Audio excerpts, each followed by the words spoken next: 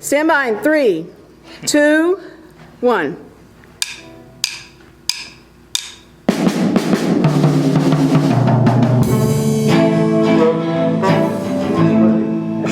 What kind of impact did being in the Del Reys have on your life growing up? I would say that of all the things I've done in my life, it rates probably at least in the top 3 of all the neat things I've ever done in my life, and probably had more of a major influence on the rest of my life, or at least an equal influence with just about anything that I really ever really enjoyed doing. Something I'll never forget. I think, you know, when I started thinking about having a reunion for our 50th anniversary, the first thing I was really surprised about is that everybody could still play. And when we all got together for the first time, when we actually made music together, it was neat. And a lot of people never get to experience something like that. Because at 70 years old, you can get together and still play music. If we'd all been on the same football team, I don't think we could accomplish the same goal. You know, all get together and score a touchdown, so to speak. The positive things float to the surface, so I don't remember hardly any negative things. I can remember some funny things. I remember being in Bossier City. We went down there to record a record for a lady named Grace Tennessee. Now, why can I remember that? And I can't even remember where I parked my car, you know. But anyway, her name was Grace Tennessee. And we went down there. Actually, we went down there to record The Freeze. And we recorded a song that Jerry played the lead on called Mary Lou's Song. And the reason that the song was called Mary Lou's Song was because, see if you guys remember this, because our manager, who I can't remember his name, but his wife's name was Mary Lou. And so that was the reason for the name of the song on the flip side. Well, we went down there to do that, and it wasn't embarrassing, actually. Looking back on it, it was kind of neat, especially fit my personality at the time.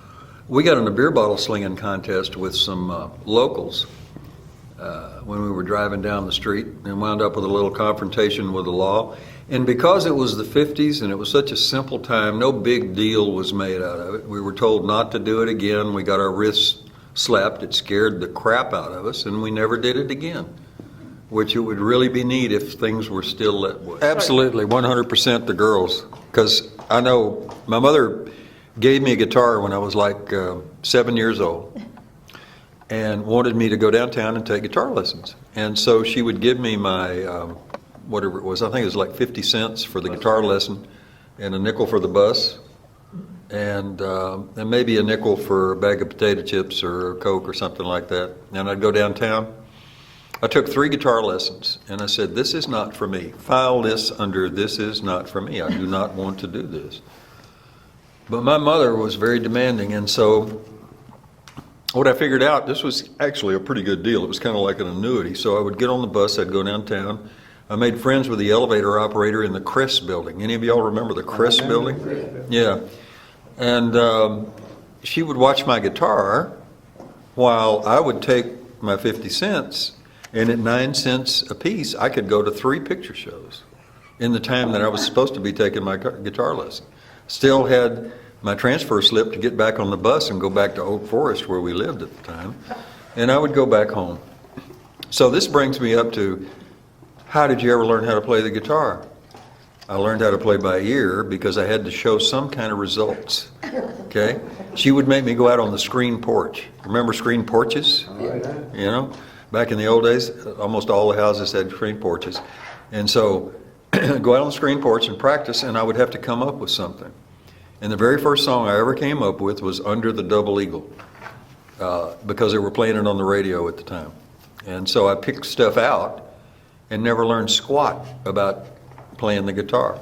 So it was a big con thing for me all these years, but it was one of the greatest things that ever happened to me. And quite frankly, it's one of the things that's kept me sane living in this world of today, is being able to go in there every once in a while, pick up the guitar, sit down, put the world in a whole nother place, sit there and play a few chords, make believe you're really good, and blah, blah, blah. I remember Jerry Hinote Walker attacking a tree one night. He got very, very drunk, and he thought the tree had said something ugly to him, and he went over and he started hitting it with his fist on that bark, cut his fingers all up.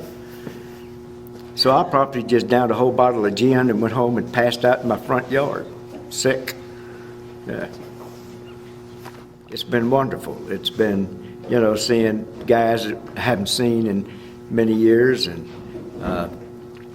bringing back old memories. It's just been a wonderful experience. I've enjoyed it. Look forward to doing it for the next 10 years. The Delray days were probably the happiest days of my life. It was a carefree time. You know, we didn't have any worries. We played good music. Everybody was happy. I just remember it as some of the happiest days of my life. The reason we started the band in the first place is because all the girls hated us until we started playing musical instruments. And then all of a sudden, we became the handsomest, most desirable men they'd ever seen in their lives. And we were so happy that we said, we're never going to stop playing music. I had, from day one, I had more girls than I knew what to do with.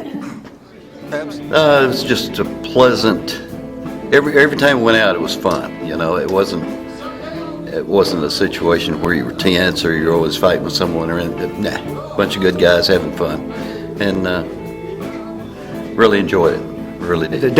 Is there any really embarrassing time that you had with them? Oh yeah. Every time you were singing with it. We were riding downtown in a convertible. I can't remember what, but it was being driven by our friend Steve Herzing.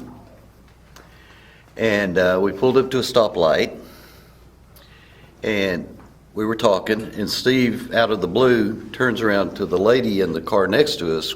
Back then, we didn't have a lot of air conditioning. People running around with their windows down. Anyway, he hollers over to her and says, "Lady, do you know how to get to, damn, you're ugly." I remember. Played with the bands, the different bands through high school, junior high and high school and so forth.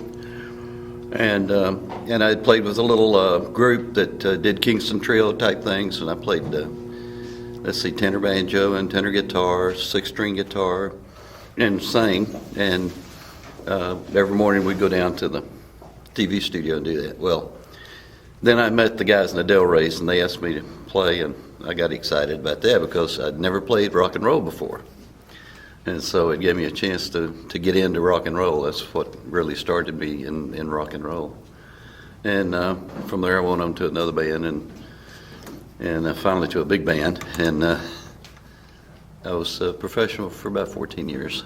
Well, I think for me it stirred my interest in music, and I've kept doing it for all of these years and still play today, which is kind of neat after 50 years. And it was great. Oh, God. Most embarrassing one was we were all playing at Jimmy Menudis' nightclub once, underage, drinking beer, and my mother, who was a Southern Baptist, I saw her sitting in the audience, and I don't know to this day how she learned that we were playing there, and she never said a word to me. She sat in the audience, watched us play for a while, and left and never said a word. But Was she overwhelmed by the talent and the... no, she was pissed off is what she was.